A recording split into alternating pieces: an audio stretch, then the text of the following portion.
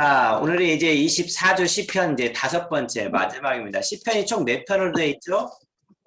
150편이요. 네, 150편으로 되어 있어서 몇 권으로 구분됐습니까? 5권으로. 네, 5권으로 우리가 구분을 했죠. 5권으로 구분했어요. 시편은 대체로 누가 많이 썼죠? 다윗이요. 다윗이 많이 썼죠. 다윗이 많이 썼고, 그래서 사무엘하 1장, 24장 다윗이 끝난 다음에 지금 우리가 살펴보고 있습니다.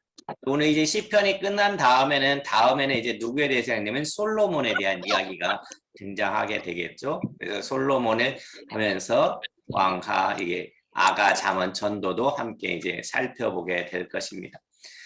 시편을 한번 살펴보면은 이제 1, 2, 3, 4, 5권인데 대체로 보면은 3권, 4권에서는 다윗의 이야기가 있지 않습니다. 다윗의.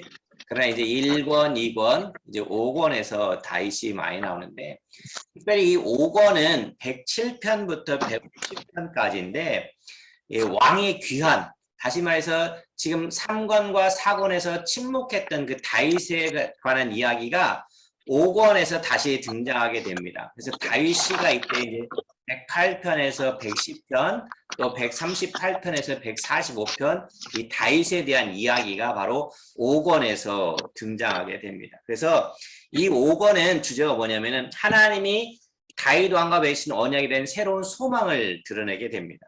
그리고 이제 다윗은 하나님의 택함 받은 자의 상징으로 재등장해서 이제 예수님이 오실 것, 메시아의 도래를 이 시편 5권에서는 이야기를 해주고 있습니다. 예, 시편 5권에서는.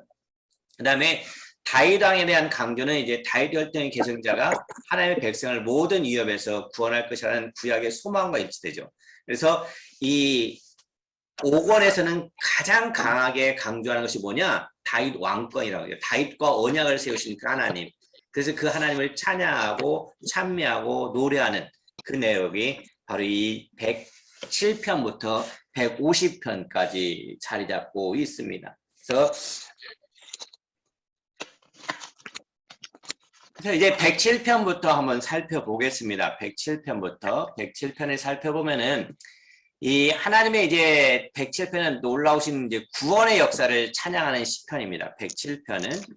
그래서 시작하는 구가 뭐라고 쓰냐면 여호와께 감사하라 이렇게 시작합니다. 여호와께 감사하라라고 시작하면서 이 시편은 107편은 저자가 누구인지 정확하게 나와 있지는 않습니다. 그리고 언제 쓰여져 있는지도 정확하게 나와 있지는 않습니다. 그러나 이 시편 107편은 아마 이 바벨론 포로 이후에 써진 것으로 이제 많이들 생각하고 있습니다. 그래서 이 시편 107편에는 이 고난당하는 이스라엘 백성을 뭘로 표현하냐면 방랑자다, 또는 이제 포로다, 병든 자다, 선원에 비유해서 바로 찬양하는, 그래서 그 사람들이 찬양해야 될 이유를 밝히는 것이 바로 107편입니다. 107편. 그래서 107편 3절 같은 게 보면 동서남북 각 지방에서 모으셨도다 이런 말들을 보면 바로 이 저작 시기가 바로 바벨론 포로 이후다 이렇게 이제 우리가 볼 수가 있습니다. 그다음에 108편에 갑니다. 108편.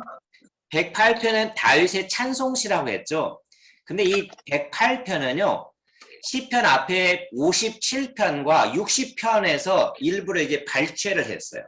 57편과 60편에서 일부를 발췌해서 편집한 시가 바로 108편입니다. 108편. 그래서 먼저 이제 57편에는 이제 어떤 내용이 있었냐면은 사울에게 이제 쫓기는 거잖아요. 다윗이 쫓김 받았던 것을 배경으로 하는 것이 있고요. 그다음에 60편에는 이제 108편 6절에서 13절은 이방 나라들과의 전쟁을 치렀던 때를 배경으로 한 것입니다. 그래서 바로 그 57편과 60편의 일부를 발췌해서 편집한 것으로서 하나님의 도우심을 확신합니다. 그래서 이 108편 같은 경우는 이렇게 노래하고 있어요. 시작이 어떻게 노래하고 있냐면 하나님이여 내 마음을 정하였사오니 내가 노래하며 나의 마음을 다하여 찬양하리로다. 그러니까 하나님이 반드시 도와줄 것을 미리 확신하고 찬양하는 그러한 모습이 바로 108편에 등장하고 있습니다. 그다음 109편은 이 다윗의 시라고 되어 있죠. 다윗의 시라고 되어 있고 인도자를 따라 부르는 노래다라고 말하고 있습니다. 이 까닭 없이 범죄로 몰린 억울한 심정을 하나님께 호소하면서 그분의 도우심을 구하는 것입니다. 그러니까 때로는 우리들도 그러잖아요. 때로는 억울한 일 당할 때도 있잖아요. 오해를 사가지고 억울한 일을 당할 때 바로 그 심정을 가지고 하나님께 호소하면서 그분의 도우심을 구하는 시편이죠. 그러니까 시인은 구원의 희망이 전혀 보이지 않는 상황에서 구원을 얻게 하셔서 원수들로 하여금 시인 자신을 보호하시는 하나님의 능력을 알게 해달라고 간구하고 있습니다. 그래서 108편 27절 같은 경우는 109편 27절을 한번 보실래요? 109편 27절. 이것이 주의 손이 하신 일인 줄을 그들이 알게 하소서. 주 여호와께서 이를 행하셨나이다. 그러니까 하나님께서 이것을 행하셨다는 것들을 하나님의 능력을 알게 해달라고 기도하는 모습이 109편에 등장하고 있습니다. 그다음에 110편은 이것은 이제 다윗의 시인데요. 예수 그리스도를 예언한 시편입니다.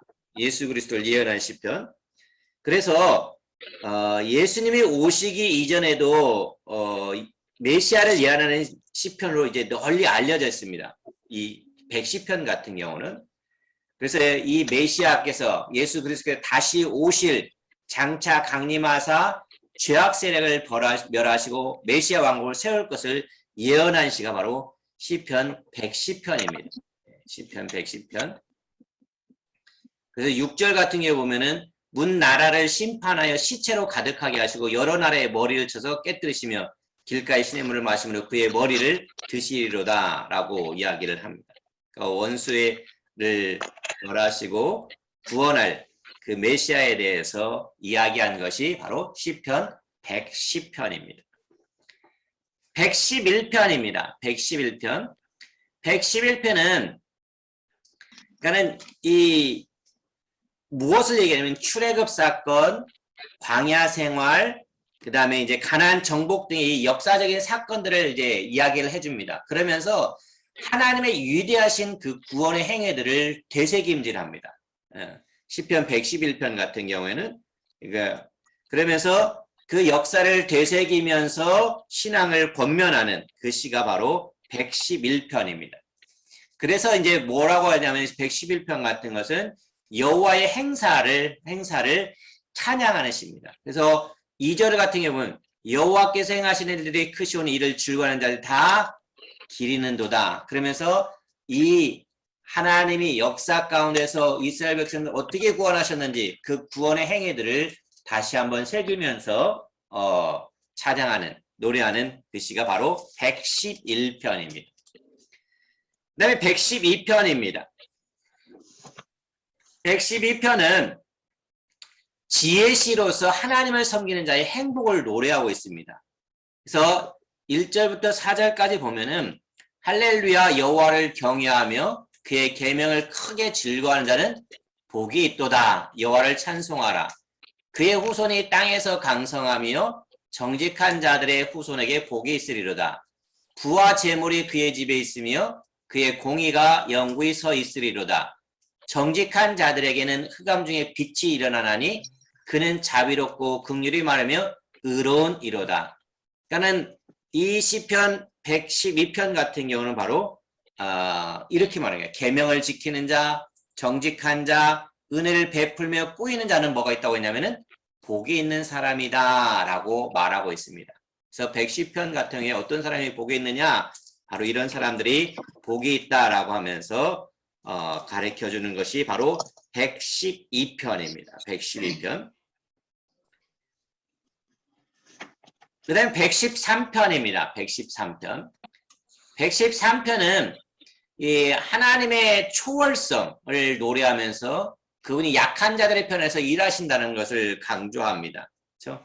그래서 112편 같은 경우도 113편 같은 경우에는 천지를 살피시면서 가난한 자를 일으키시며 궁핍한 자를 세우시는 하나님을 찬양하고 있습니다. 그러니까 하나님은 약한 자들을 도우시는 하나님이심을 우리들에게 보여주는 시가 바로 시편 113편입니다. 그래서 이제 우리들이 잘 아는 것 가운데 113편 3절 같은 것을 보세요. 3절 같은 경우는 해 돋는 데에서부터 해 지는 데까지 여호와 이름이 찬양을 받으시리로다라고 말하고 있습니다. 그러니까는 하나님의 어디에서든지 어느 곳에서든지 찬양이 마땅히 받으실 분임을 노래하고 있는 것이 바로 시편 113편입니다. 114편은요.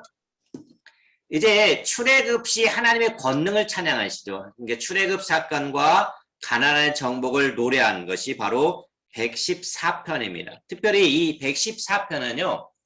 6월절 때 이스라엘 6월절 때 많이 부르는 이 애창시가 바로 시편 114편입니다. 시편 114편. 그러니까 6월절에 애창되었던 바로 그 시편이 바로 114편입니다. 114편. 그래서 많은 유다의 그 지파들 비롯해 이스라엘 백성들과 함께 하셨음을 노래하는 것이 114편이 되겠죠. 그 다음에 115편이 됩니다. 115편.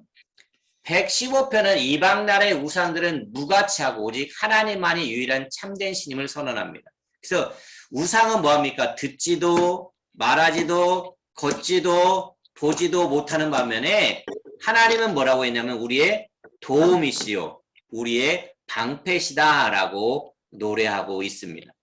그래서 115편이죠.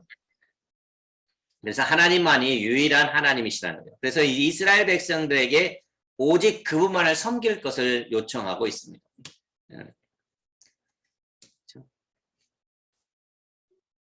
그다음에 116편입니다. 116편.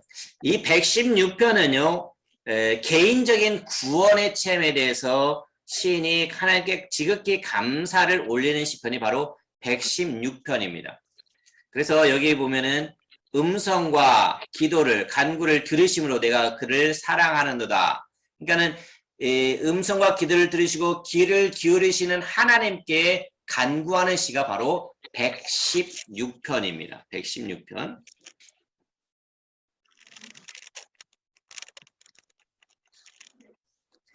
그 다음에 117편이죠. 117편. 117편은 몇 절로 되어 있습니까? 2절. 성경에서 가장 짧은 장이 바로 117편입니다. 퀴즈를 낸다면 성경에서 가장 짧은 장은요? 117편입니다. 이 시편 117편은 성경에서 가장 짧은 장이지만 찬양의 범위는요, 온 세상에 미치고 있어요. 그렇죠? 이 가장 짧은 장 하나 한번 읽어볼까? 1, 2절 시작. 너희 모든 나라들아 여호와를 찬양하며 너희 모든 백성들아 그를 찬송할지어다. 우리에게 하신 여호와의 인자하심이 크시고 여호와의 진실하심이 영원하미로다. 우리에게 향하신 여호와의 인자하심이 크시고 여호와의 진실하심이 영원하다는 거죠. 그래서 온 세상에 그 찬양이 미치고 있습니다. 네, 118편입니다. 118편은 이것도 이제 메시아 예언시가 되겠죠. 메시아 예언시가 되는데 118편 같은 경우에는 보통 이제 113편부터 118편까지 여기 보는 이제 113편부터 118편까지가 대체로 어떤 찬양이냐면은 이 절기 때 많이 부르는 시편이 바로 이 113, 114, 115, 16, 17, 18까지가 바로 절기 때 많이 부르는 거거든요. 그중에 이제 맨 마지막 118편인데 이 118은 메시아 예언시라고 부릅니다. 그러니까 예수님이 6월절에 예루살렘으로 입성하실 때 군중들이 막 외칩니다. 기뻐서 외치잖아요. 그 노래가 나오는 건데 여러분 118편 26절을 한번 보세요. 26절. 118편 26절. 한번 같이 읽습니다. 여호와의 이름으로 오는 자가 복이 있으며 우리가 여호와의 이름에서 너희를 뭐 한다고요? 축복한다. 네, 너희를 뭐 한다고? 축복한다 그랬잖아요. 여러분들 누가복음 19장 38절 한번 펴보세요. 누가복음 19장 38절. 누가복음 19장 38절.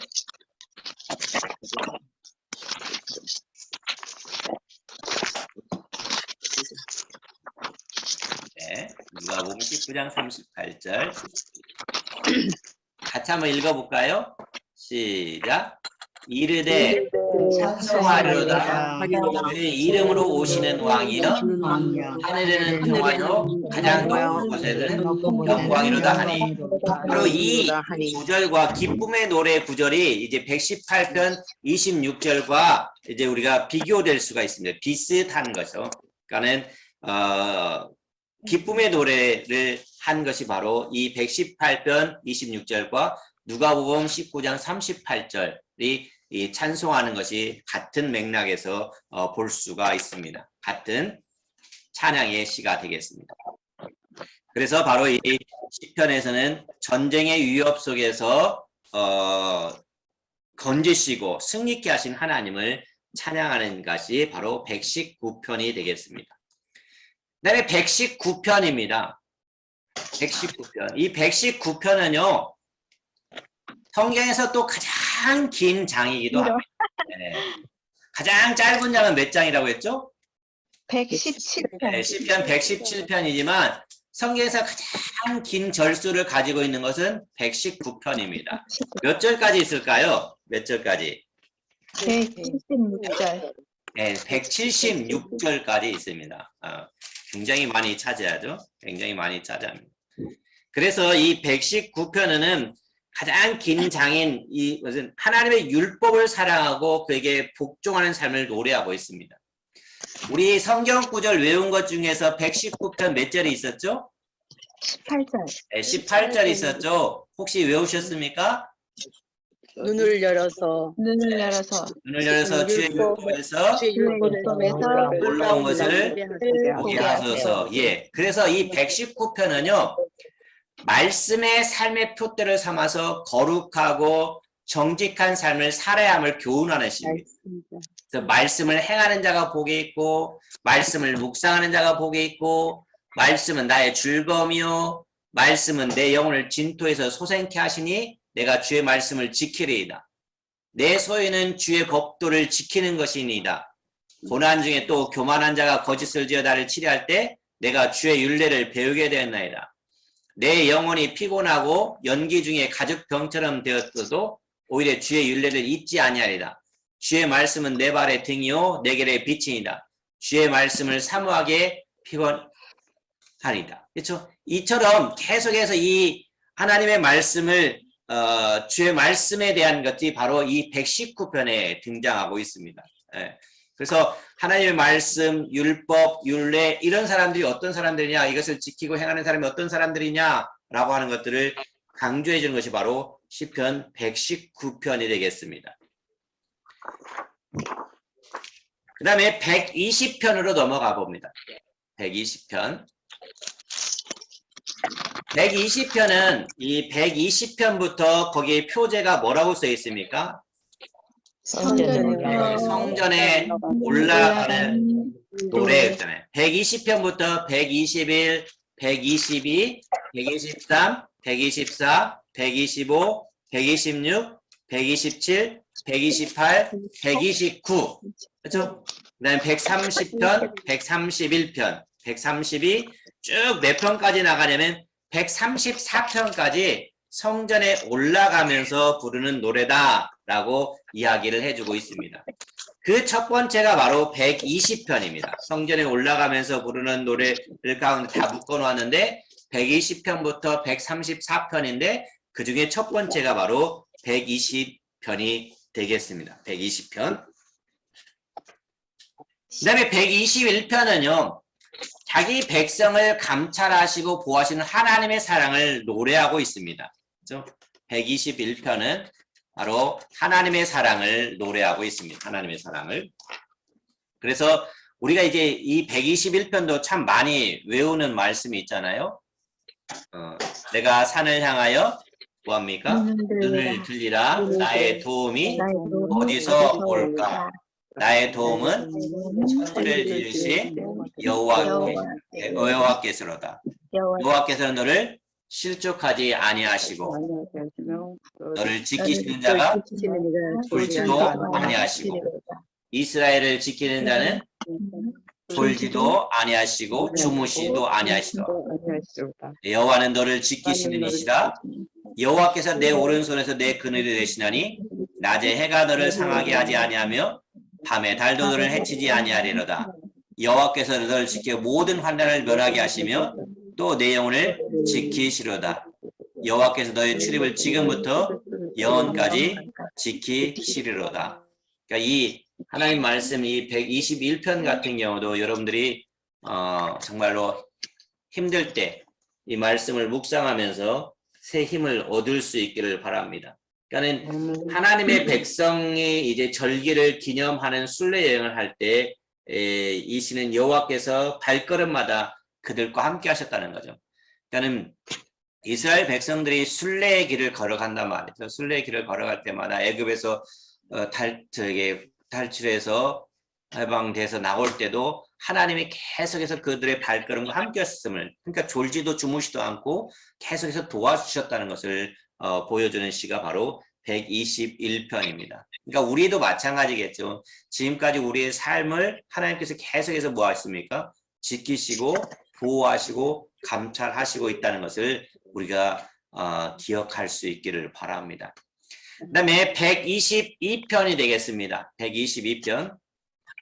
122편은 하나님의 성전에 있는 거룩한 도성 예루살렘을 높이 찬양하는 시편이 바로 122편입니다. 시편 122편은 그러니까는 순례 행렬이 예루살렘에서 도착한 것을 축하하고 이제 계속해서 순례 가서 성전으로 가는 길이잖아요. 그러니까 그것을 이제 축하하고 예배자에게 있어서 이 성읍의 중요성을 강조하게 되죠. 예루살렘 성, 예루살렘, 그러니까 이것이 굉장히 강하게 드러나게 되죠.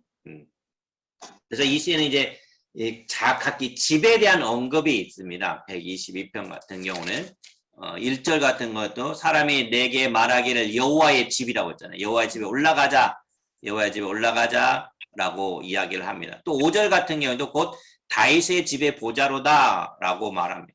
그리고 9절 같은 경우에도 여호와 우리 하나님의 집을 위하여 내가 너를 위하여 복을 구하리로다 하면서 집이라고 하는 것들을 언급하고 있습니다. 그래서 예루살렘은 여호와의 집이며 또 여호와의 집이며 또한 기름 부음 받은 누구의 집입니까? 다윗의 집이라고 얘기했죠. 다윗의 집이며 또 예배자들은 여호와의 집에 올라가는 길에 예루살렘에 있다는 것을 기뻐하게 되는 거죠. 네. 그래서 다윗의 시로 성전에 올라가면서 부르는 노래다라고 이야기를 해주고 있습니다. 네. 그다음에 123편입니다. 123편은 박해와 환난 속에서 하나님의 도우심을 간구하는 시편이 바로 123편이 되겠습니다. 123편. 이 시는 어떻게 보면 이제 정말 박해와 환난, 이제 조롱하면서 또 이제 멸시하는 것으로부터 나를 구원하소서 그 구원해 주기를 바라는 기도가 바로 123편에 등장하고 있습니다. 123편에. 그 다음에 124편입니다. 124편. 124편은 절박한 상황에서 하나님의 도우심으로 구원받은 것을 감사하며 찬양하는 시편이 바로 124편이 되겠습니다. 124편. 그러니까 여호와께서 자기 백성을 그들을 멸망시킬 수도 있었던 원수들에게서 구원하신 일을 찬미하는 거죠. 그래서 여호와께서 우리 편에 계시지 않았다면 사람들이 우리를 삼켰을 것이고 우리 편에 계심으로 새가 사냥꾼을 울면서 벗어난 것 같이 우리가 벗어났도다라고 찬양하고 있습니다. 네. 네, 125편입니다. 125편은 하나님을 의뢰하는 자는 평강과 안전이 보장된다는 사실을 노래하는 시가 바로 125편이 되겠습니다. 125편. 그래서 이 125편에 보면은 신실한 이들을 시온산에 비유해주고 있습니다. 다른 사람들이 이 거룩한 사람을 둘러싸고 있듯이 여호와는 이 신실한 사람들을 여호와를 의뢰하는 자를 보호해주고 지켜주신다는 것을 125편에서 이야기를 해주고 있습니다. 네, 126편입니다. 126편. 126편은 포로 중에 이제 눈물로 씨를 뿌리는 자는 뭐라 했습니까? 기쁨으로 거둔다 그랬잖아요. 그러니까 126편 같은 경우는 시온이 어떻게 찬양의 중심지가 됐고, 시온은 예루살렘이잖아요. 그래서 어떻게 됐고, 그 다음에 하나님의 계획의 핵심 요소인지를 설명하게 됩니다. 그래서 여호와께서 시온의 포로를 돌려 보내실 때 바로 이 포로 중에 눈물로 흘리면서 씨를 뿌리는 자는 기쁨으로 거둔다라고 말하고 있습니다. 그래서 그 126편 6절 한번 보세요. 126편 6절. 울며 씨를 뿌리는 자는 반드시 뭐라고 했습니까? 기쁨으로 그 곡식단을 가지고 돌아오리라 그랬어요. 그러니까는 이 말은 무슨 말일까요? 하나님은 자기 백성의 그 눈물에 반드시 뭐 한다는 거냐면 응답하신다는 겁니다. 그렇죠? 그러면서 씨를 뿌려 나가는 하나님의 백성은 환난과 슬픔이 가득한 세상에서 장차 있을 이 추수를 위해서 계속 뭐 해야 된다는 거니? 씨를 뿌려야 된다는 거잖아요. 그러니까 우리가 그 증인된 삶을 살기를 바라고 있는 거죠. 그렇죠? 그래서 이제 자기 백성이 기쁨의 노래를 부르면서 곡식단을 가지고 돌아오게 하실 것이라는 것을 바로 이 시편 126편이 이야기해주고 있습니다. 네, 127편입니다. 127편. 이 127편은 신앙적인 교훈을 제시하는 지혜시입니다. 지혜시. 그래서 우리가 여기 127편도 우리가 잘 아는 말씀이 등장하죠. 여호와께서 집을 세우지 아니하시면 세우는 자가 뭐라고 했습니까? 수고가 헛되다 그랬습니다. 그렇죠? 그러니까 결국 뭐냐면은 하나님이 하시는 일이 있고 사람이 해야 될 일이 있다는 것을 가르쳐주고 있습니다. 그렇죠? 근데 우리들은 이제 하나님을 믿는다고 하면서도 어떻게 보면 하나님을 어떻게 믿고 있냐면은 이렇게 믿는 사람들이 참 많습니다. 예를 들어서 그 알라딘 램프에 뭐가 나오죠? 누가 나오죠? 요정. 네, 요정의 이름이 뭐죠? 지니. 지니입니까? 지니? 예. 그러니까는 지니가 나와서 도와주는 것처럼 하나님을 생각하는 사람들이 많단 말이죠. 그렇죠? 그러니까 내가 필요할 때만 하나님 이거 도와주세요라고 할 때가 많다는 거죠. 근데 그 하나님은 그런 하나님이 아니십니다. 내가 필요하다고 도와주고 내가 필요 없다고 도와주지 않고 그런 하나님이 아니시고 인격적인 하나님을 우리는 계속해서 만나가야 되는 거죠. 하나님이 그러니까 우리가 기도해야 되고 정말 이 땅에 살아가면서 꼭 필요한 것은 내 삶이 정말 성령으로 충만하고 하나님의 말씀으로 충만해서 그 충만함이 넘쳐나야 되는 거죠. 넘쳐나서 다른 사람들에게도 그것을 전해줄 수 있어야 돼요. 그러니까 여러분들이 지금 이 시간에 이 자리에서 하나님의 말씀을 들을 수 있었던 것은 누군가의 뭐가 있었습니까? 그 넘쳐남이 있었습니다. 헌신이 있었고 사랑이 있었고 기도가 있었기 때문에 지금 이 자리에서 하나님의 말씀을 들을 수가 있었어요. 나는 그런 사람 없었어. 나 혼자 왔어. 나 혼자 왔을지라도 누군가가 우리를 위해서 기도해주고 있었다는 거죠. 그러니까 여러분들이 이제 해야 될 일이 뭡니까? 바로 그들을 위해서 누군가를 위해서 기도해주고 그들을 인도하는 것. 이게 정말 우리들에게 필요한 것이죠. 그래서 이제 127편이 바로 이 이야기를 해주고 있습니다. 그다음에 128편은 하나님을 경외하는 자가 현세에서 받는 복을 주제로 삼고 있는 시가 바로 128편입니다. 그러니까 이 127편을 마무리하는 복이라는 주제를 계속해서 이어나가고 있죠. 이것이 128편에서 이야기를 해주고 있습니다. 129편은 이스라엘 민족이 당한 역사적인 시련과 하나님의 구원을 주제로 삼고 있습니다. 129편은. 그래서 129편 같은 경우에 보면은 이 128편과 완전히 정반대입니다. 128편과 정반대로 나오는데 128편에서는 복이 시온에서 나오지만 129편은 시온을 미워하는 자들에게는 뭐가 되냐면 저주가 선포돼요. 복은 어디서 옵니까? 시온에서부터 나오지만은 시온을 미워하는 자들에게는 예루살렘을 미워하는 자들에게는 하나님의 나라를 미워하는 자들에게는 뭐가 임한다고요? 저주가 선포됩니다. 그래서 123편에 마찬가지로 123편과 마찬가지로 순례자들에게 시온을 향하는 복된 길에 장애물과 해방하는 자들이 없지 않다는 점을 상기시켜주고 있습니다. 그러니까 우리가 그랬잖아요.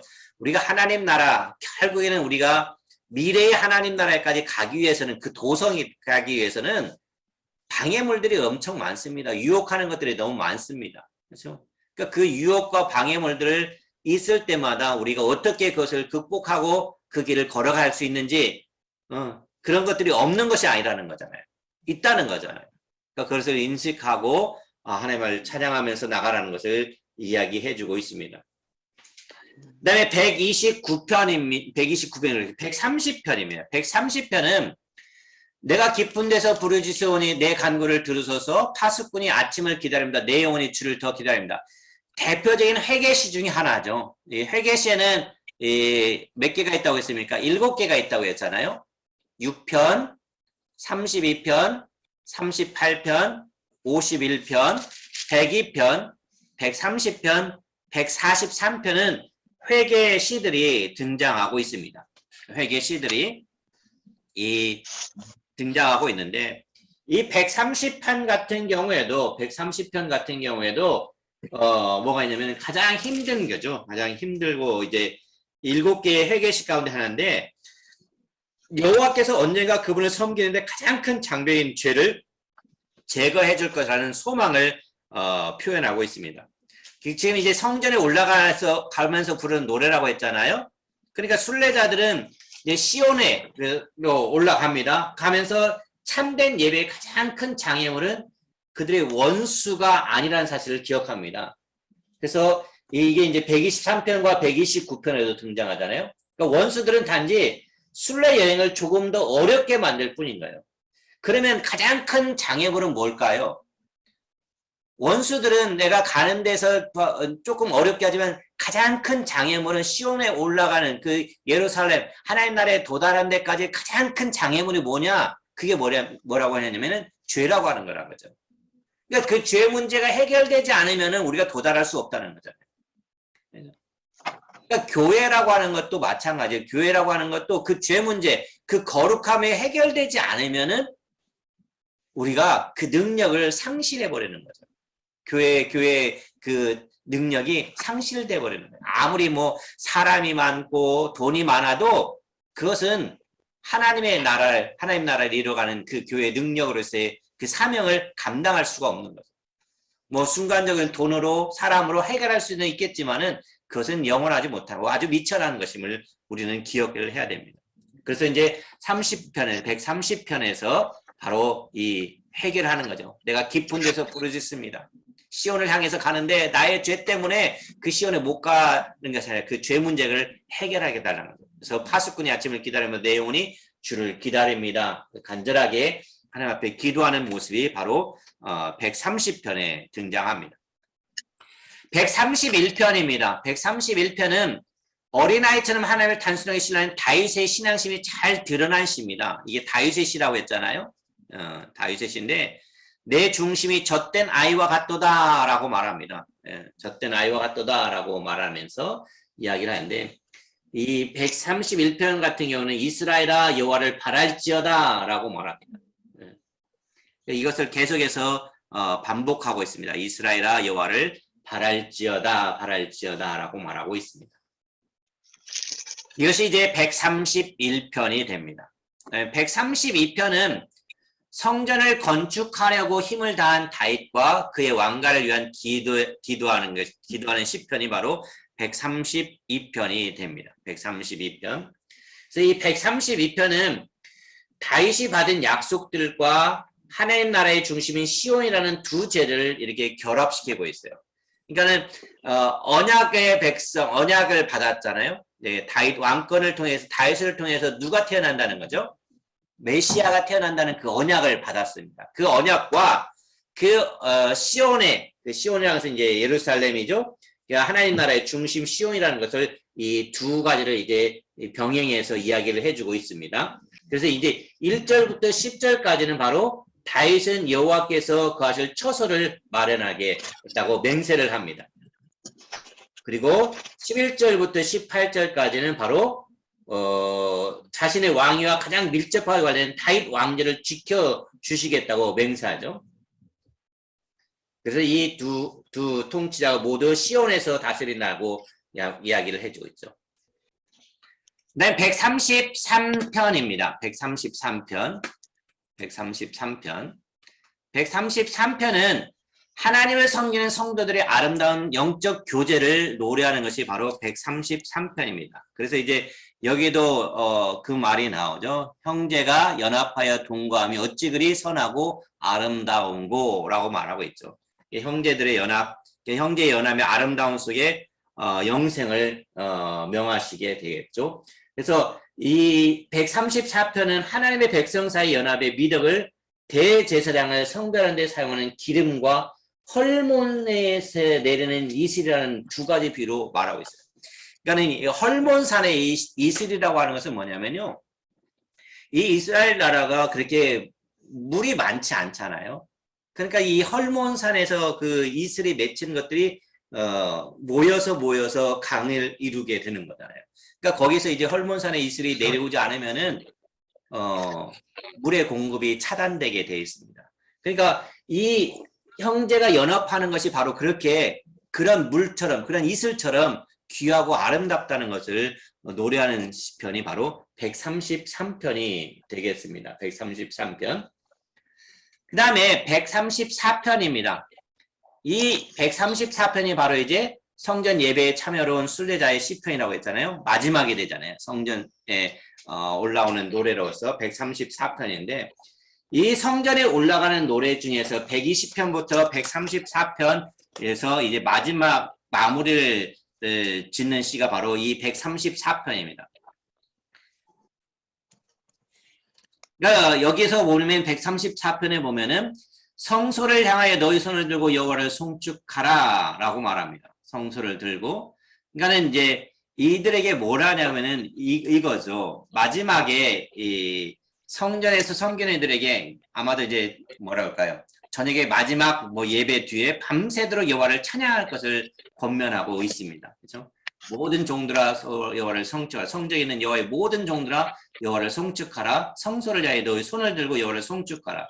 천지를 지으신 여호와께서 시온에 대해서 내게 복을 주실지로다 라고 얘기했잖아요. 그러니까 성전에 모인 하나님의 백성은 다시 흩어지지만 하나님을 향한 찬양은 그곳에서 뭐 합니까? 계속 된다는 거잖아요. 그렇죠? 우리가 함께 모여서 예배드리고 찬양하고 있지만은 그 찬양하고 다시 헤어지지만은 그곳에서는 계속 하나님의 찬양의 소리가 있다는 것을 노래하고 있습니다. 그 다음에 135편이 되겠죠. 135편. 135편은 작가가 누구인지 나와 있지는 않습니다.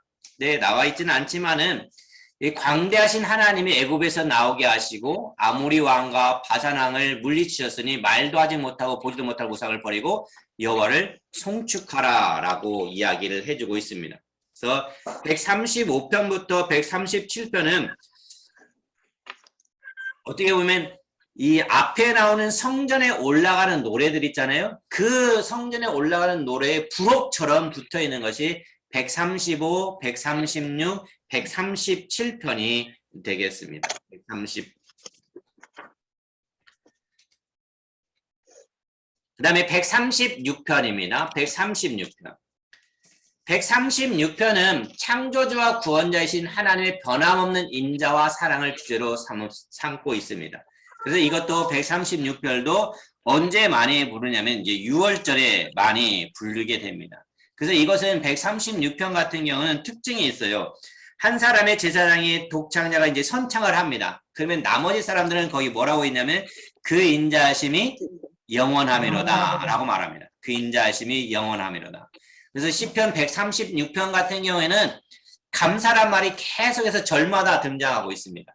감사하라 그 인자하심이 영원하다. 그렇죠? 감사하라 그 인자심이 영원하다. 이게 반복해서 이렇게 회전과 제사장이 이렇게 선창과 후렴구를 반복해서 화답 형식으로 노래한 것이 바로 136편입니다. 그래서 창조주와 구원자이신 하나님의 변함없는 그 사랑을 베풀어 주시는 분이라는 것을 이야기해 주는 것이 바로 136편입니다.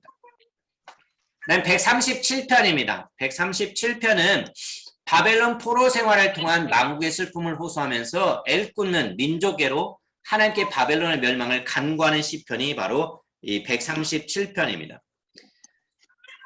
그러니까 어떻게 보면은 120편부터 시작되는 그 시의 마무리가 바로 137편이다라고 기억을 해주시면 됩니다. 그러면 120편도 포로기 때라고 했잖아요. 바벨론 포로 때 이 포로기의 상황을 전제로 했지만 이 시온을 향해서 갈망은 훨씬 더 강하게 나오고 있음을 보게 됩니다. 그래서 이제 137편이죠. 그러면서 맨 마지막에 말하겠죠. 내 하나님이여, 내 하나님이여, 저들을 뭡니까? 이 8절 같은 경우에는 137편 8절 멸망할 딸 바벨로나 내가 우리에게 행한 대로 내게 갚는 자가 복이 있으리로다. 그러면서 하나님 바벨론의 멸망을 간구하는 그런 기도가 138편입니다. 138편은 다윗이 하나님의 은혜로 왕이 되어서 주변 열국 왕들을 굴복시킨 일을 생각하며 하나님께 감사와 영광을 돌리는 찬양시가 138편입니다. 그러니까 여호와께서 나를 위해서 보상해 주신다는 거죠. 반드시 보상해 주신다는 거죠. 그래서 138편부터 145편은 다윗입니다. 다윗의 시인데 이 시들이 바로 이제 다윗의 시인데 이제 여러분이 138편 8절 같은 경우를 한번 보세요. 8절.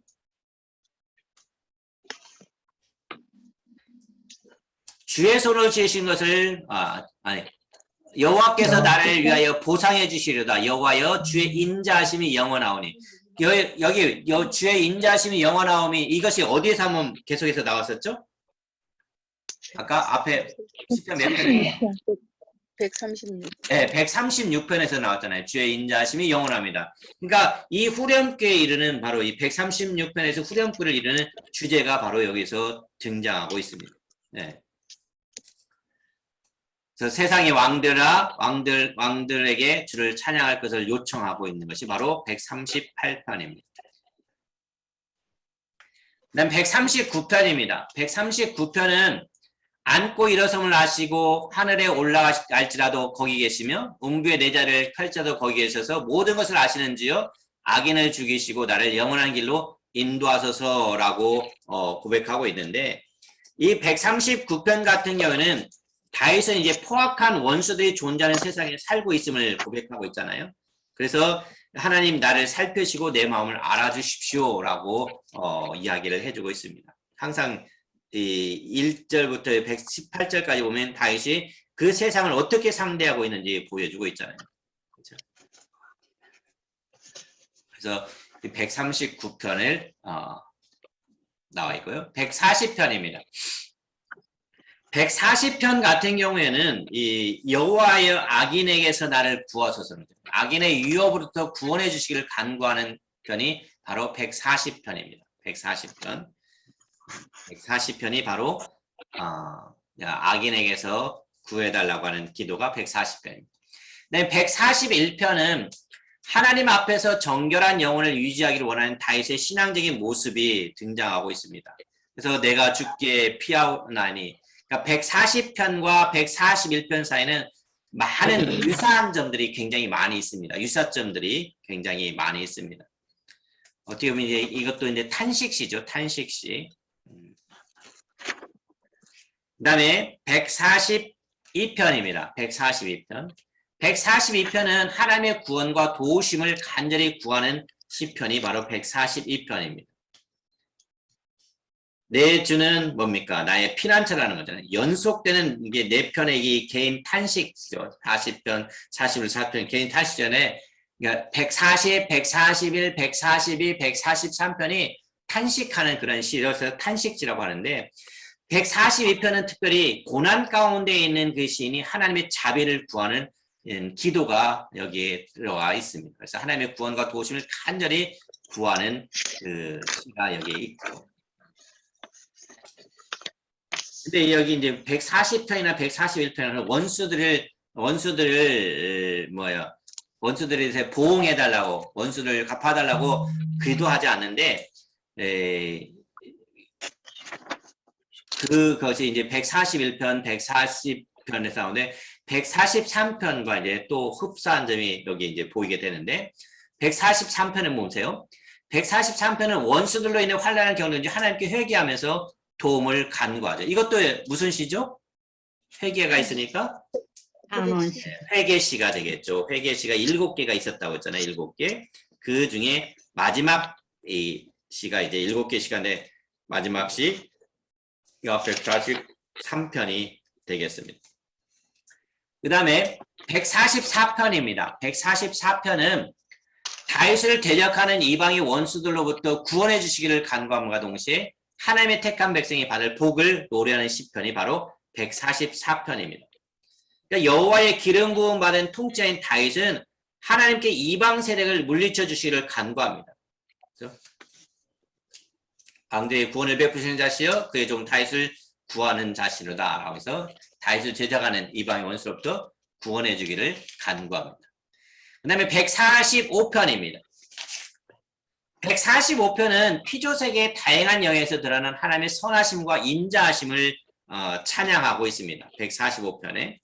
그러니까는 왕이신 여호와를 찬양하면서 찬양받기에 합당하신 그분의 속성들을 여러 가지로 이야기를 해주고 있습니다. 처음부터 끝까지 이 시 곳곳에 그런 찬양의 소리들이 담겨져 있죠. 여호와의 위엄은 침략할 수도 없고 또 그분의 나라는 영원하고 그분은 자기 백성을 자비롭게 돌보신다는 내용이 바로 145편에 등장하고 있습니다. 그러면서 이제 138편부터 145편까지가 다윗의 시라고 했잖아요. 그러니까 마지막 다윗의 시를 138편부터 시작된 그 다윗의 시의 모음에서 마무리를 짓는 시이기도 하죠. 그 다음에 146편입니다. 146편은 146편부터 150편까지의 특징이 뭐냐면은 할렐루야란 말로 시작합니다. 146편부터. 그래서 할렐루야 시편이라고도 합니다. 할렐루야 시편. 146편부터. 진정한 구원과 도움의 근원이 되시는 하나님을 찬양하고 있죠.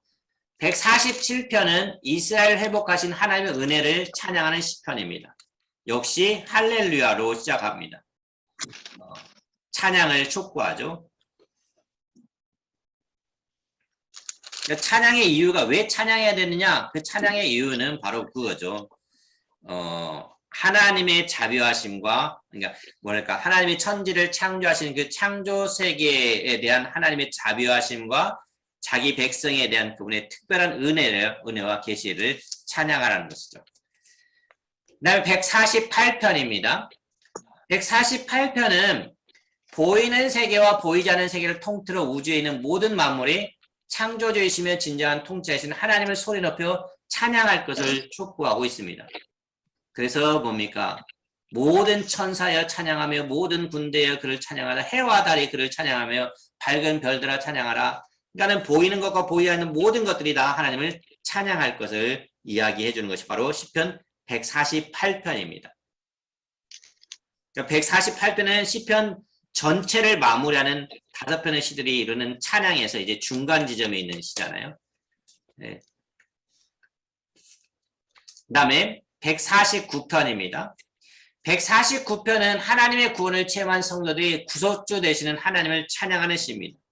시온의 주인은 그들의 왕으로 말미암아 즐거워할지라는 거예요. 그래서 하나님의 백성을 향해서 하나님을 찬양하는 것을 촉구하면서 하나님의 백성이 그들의 왕을 찬양함으로써는 이 영예와 영광을 찬미하고 있는 것이 바로 149편입니다.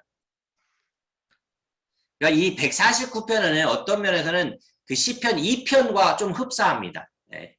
2편과 14다는 기름 부은 왕이 받은 사명을 성취한다는 것이 바로 그런 면에서 149편은 좀 2편과 흡사합니다. 네, 마지막 150편이죠. 150편은 호흡이 있는 자는 나팔과 수금과 비파와 춤을 추며 찬양할지어다 라고 말합니다. 시편 전체를 끝맺는 이 마지막 시편에서는 적절해도 하나님을 찬양하는 명령이 메아리 치고 있죠. 가장 철저하게 찬양에 중심을 둔 시가 바로 150편이 되겠습니다. 이 시 왜 찬양해야 되는 그 찬양의 이유는 말하고 있지는 않지만 어떻게 보면 이 시편 전체를 마무리하면서 결국 여호와를 찬양할 것을 이야기해주고 있습니다. 그래서 시편 이제 오늘까지 150편까지 다 마무리를 했습니다. 자, 여기 이제 우리가 시편 119편을 한번 볼게요. 119편. 119편은 우리가 뭘 생각을 하고 있죠? 119편은 뭐가 많이 나온다고 했죠? 말씀. 그러니까 이제 우리는 말씀이자 율례, 율법 이런 것들이 많이 등장했잖아요. 무엇을 행하는 자가 복이 있다고 했죠? 말씀을 행하는 자가 복이 있고, 무엇을 묵상하는 자가 복이 있고, 말씀을 묵상하는 자가 복이 있고, 무엇은 나의 즐거움이요? 말씀은 나의 즐거움이요. 또 말씀은 내 영혼을 질투에서 솟아나게 하시니 내가 주의 무엇을? 율례를 말씀을 지키리다. 내 소유는 주의 법도를 지킨 것이니라. 고난 중에 또 교만한 자가 거스를 지어 나를 치리할 때 내가 주의 율례를 배우게 되었나이다. 내 영혼이 피곤하고 연기 중에 가죽병처럼 되었어도 오히려 주의 율례를 잊지 아니하리. 주의 말씀은 내 발의 등이요 내 길의 빛이니라. 주의 말씀을 사모하게 원하리라. 그래서 오늘 이제 시편이 다 끝났습니다. 24주 시편 5번째 107편부터 150편까지 다 끝나서 여러분들이 이번 주에는 107편에서 150편까지를 읽으시면 되겠습니다.